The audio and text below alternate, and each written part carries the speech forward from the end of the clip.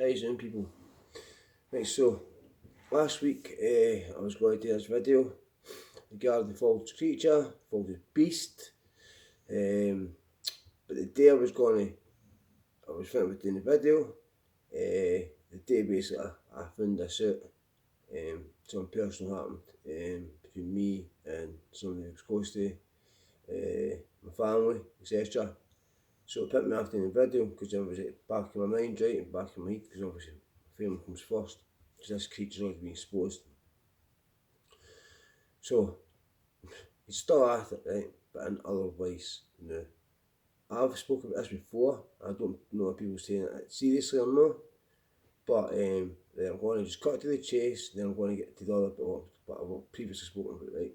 So last week, I was doing my nerve damage tablets. The lad gave him a box of nerve damage tablets, painkillers. He says to me, Stephen, he says, I saw your video. He says, about this beast, basically. He says, I'm proud of you. He says, well done. He says, Ken, really big up. I says, listen, I'm not any thanks. I says, I just wanted to protect the kids. I says, fair enough, it's taken me long enough to come out with it, but I did come out with it. 30 plus people came out with it. So you could say the same about them, why they don't come out with it. Because it's not an easy subject to come out with. So, everybody else out there, I was the lucky one, it's all. I was one, nothing serious happened to, enough to obviously traumatise me a bit. But other people, other victims, went through fucking hell, right? They're not victims, they're survivors. I was the one that opened the doorway for them, got them all flooded in, their complaints and what have you. But, running back, a few years back when I was in the hospital, this guy called Paul Beth was in for him breakdowns left, right and centre, because off his childhood he was getting abused. This guy was a Paul Beth, very nice man, should I say. Very well respectable towards you, always pleasant, nice, well spoken. You could tell the guy was all there, but at the same time you could tell the guy was severely psychological traumatised, right? So I put two and two together.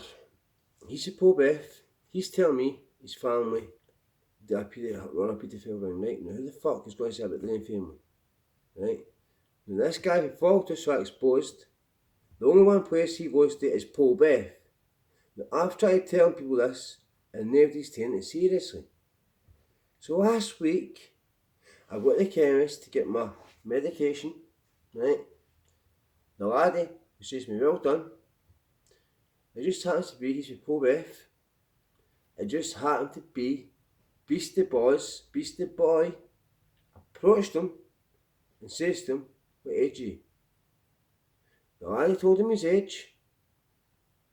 He says, you're too old. You're too fucking old. This laddie was still working for this chemist. I'm not going to say the chemist used to working because there's two. Don't want to get the laddie in trouble. But the laddie's been at the chemist for a while. Last week he was only there for 2 days. He's Paul Beth. The guy I met in the hospital is Paul Beth. He's traumatised through his paedophile family. Now, the guy might just be off his seat, off his rocker, because when his dad came to visit him, he did say to his dad, in front of me, my visitor, and everybody else's visitor, and every other staff member, he says, Dad, I want you to leave, you're a fucking beast. If it wasn't for you, I wouldn't be here, with a murder in the hospital, in and out, no well, all my fucking life. I could have busted green for that guy, because the dad turned around and says, Nurse, doctor, see, he's still no well, keep him in. Now I was in the same ward as that man, and I could tell I've got a very good judge of character, and I'm not a daft laddie. I sussed this guy out. This guy was fucking pulling his heart to me. This guy needs someone to talk to.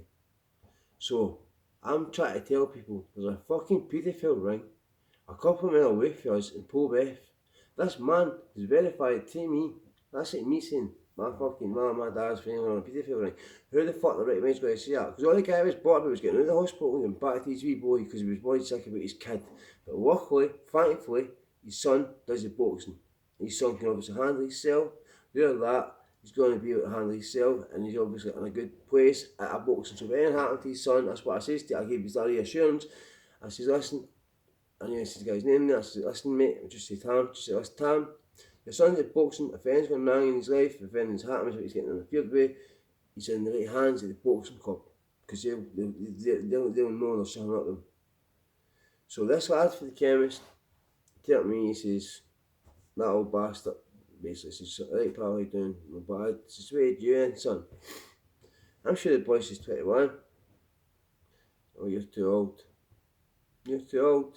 Because he likes the kids, doesn't he? Didn't you, Elgin? Ronnie boy. You like the kids, eh? You can't need didn't you? So no, can you? Because you might get bothered.